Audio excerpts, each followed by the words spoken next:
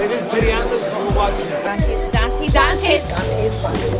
Dante's Boxing Nation. Keep watching.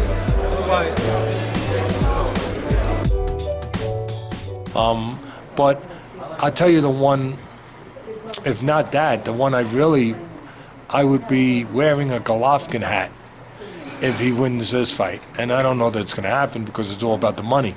But Andre Ward. For me, Andre Ward doesn't get enough credit. You know, Canelo is doing to Golovkin what basically Golovkin is doing to Ward. So as frustrating as it is for Golovkin to not get Canelo, now he knows what Andre felt with him. You know, so it's the same thing. So depending on which side you want to take, it's essentially the same matter of circumstance. Dante's Boxing Nation, what's going on, guys?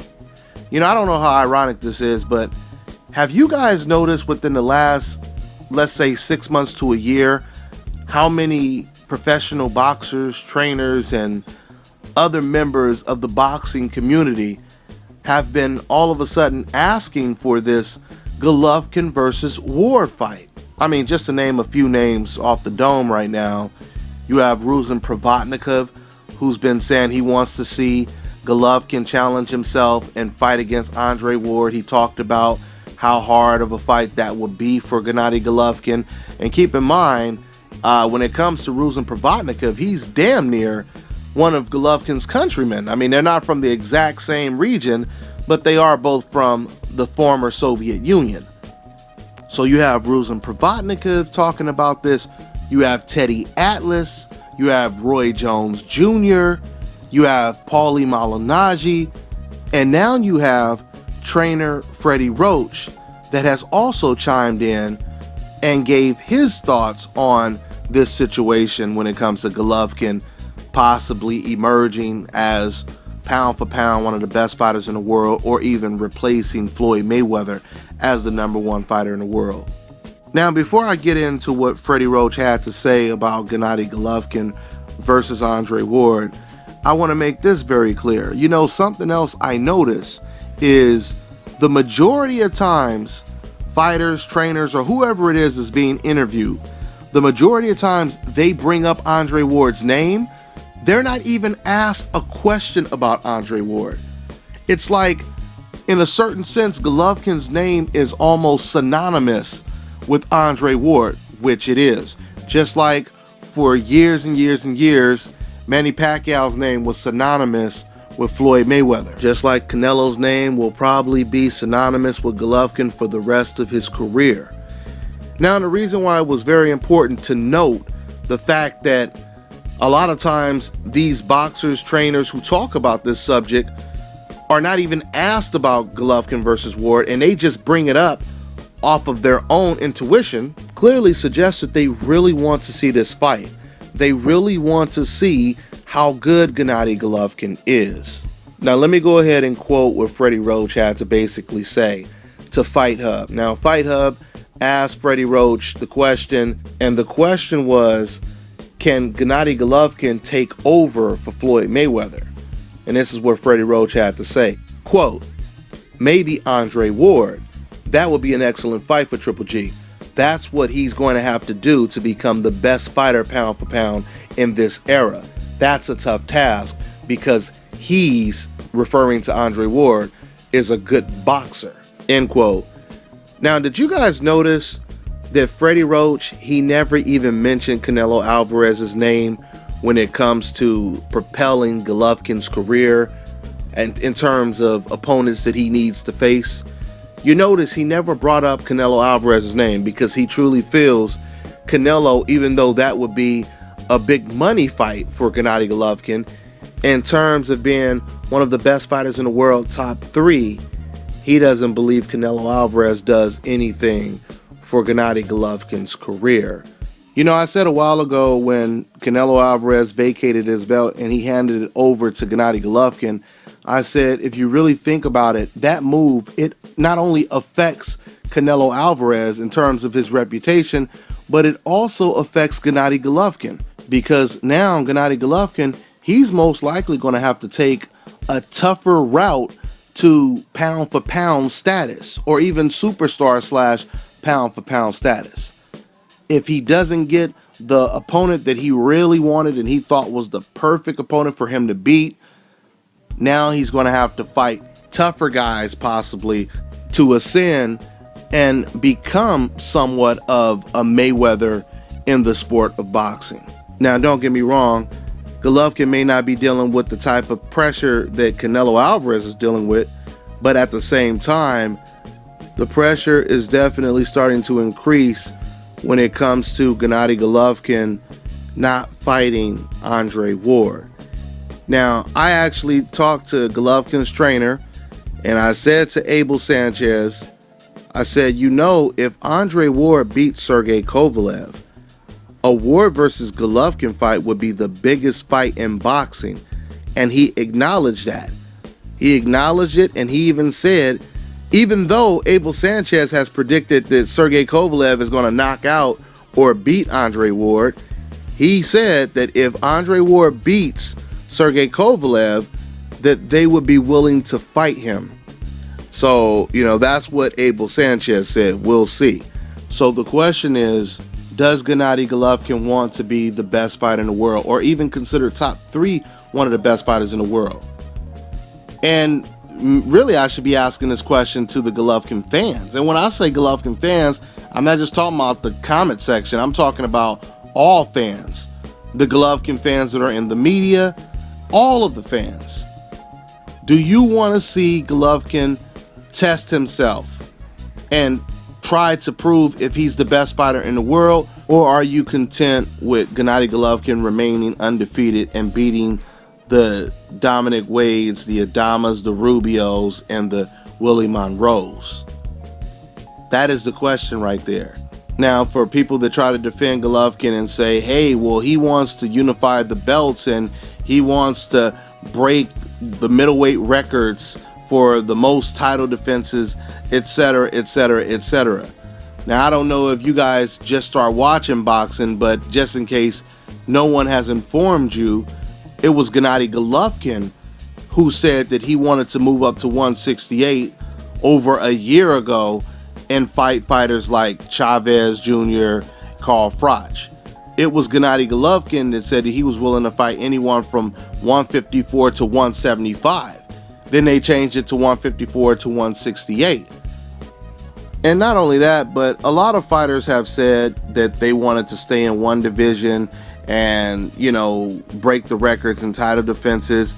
I believe even Floyd Mayweather has said that at one point when he was like a lightweight. And then after he said that, he started jumping weight classes because he was looking for challenges.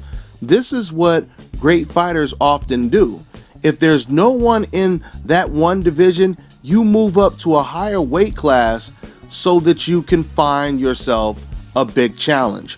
This is what Adrian Broner did. It's funny because if Adrian Broner would have basically took the Golovkin route, Adrian Broner, he would have just stayed at 135. He probably would have still been undefeated, just like Gennady Golovkin. But of course, when Adrian Broner was at 135, the same fans that say that Golovkin should stay at 160, they were saying that Broner, he needs to step up in weight. He needs to move up in weight because he ain't fighting nobody at 135.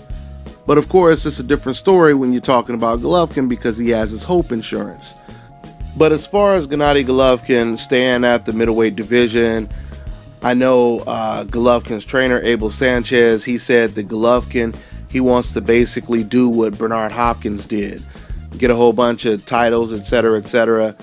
The problem is, what made Bernard Hopkins pound for pound number one of the best fighters in the world, and what basically catapulted his career, was the fact that he got to beat Felix Tito Trinidad and Oscar De La Hoya, 2 of the biggest names in the sport of boxing at the time. Felix Trinidad was pound for pound top 5, one of the best fighters in the world, and he was favored to beat Bernard Hopkins. So my point is, if Gennady Golovkin were to stay at the middleweight division, which I don't think he will, but if he were to stay at the middleweight division, you would have to fight those type of names. You would have to have a Sugar Ray Leonard, a Trinidad, a De La Hoya. You would have to have a big name in that division to really help propel your career.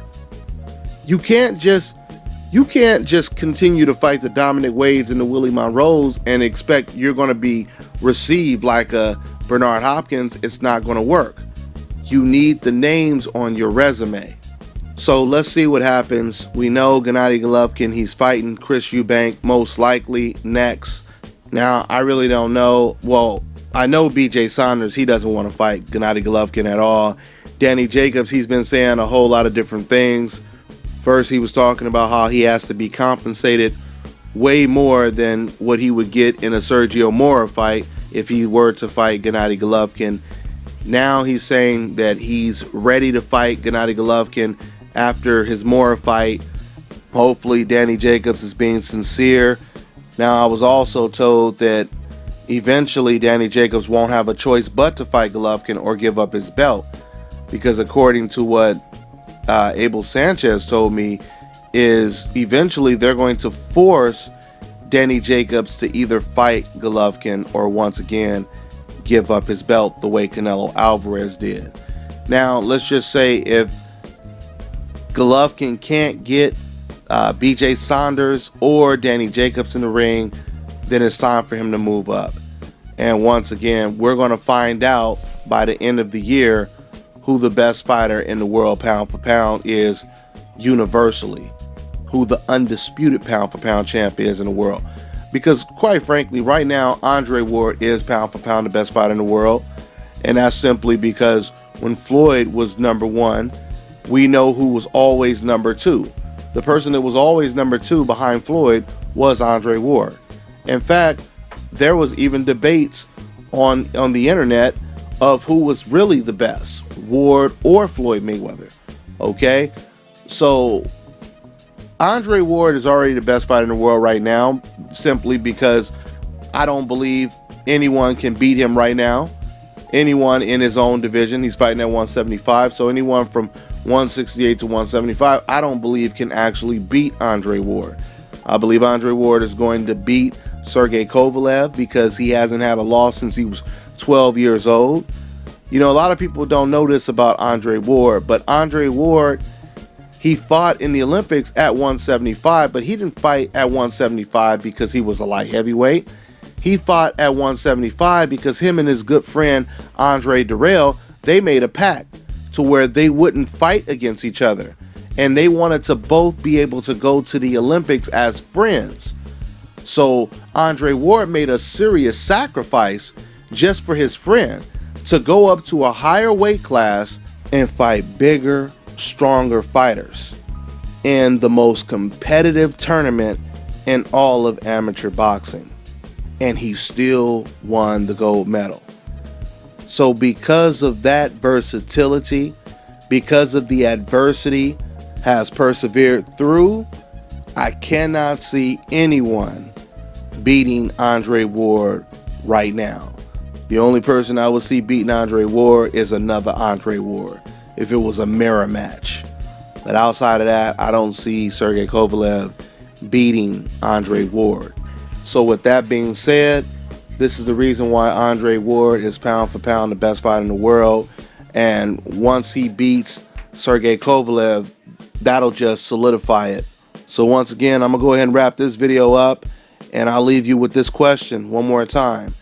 So boxing fans, you have to ask yourself deep down, would you rather Gennady Golovkin just continue to fight C level or B minus level competition and him remain undefeated?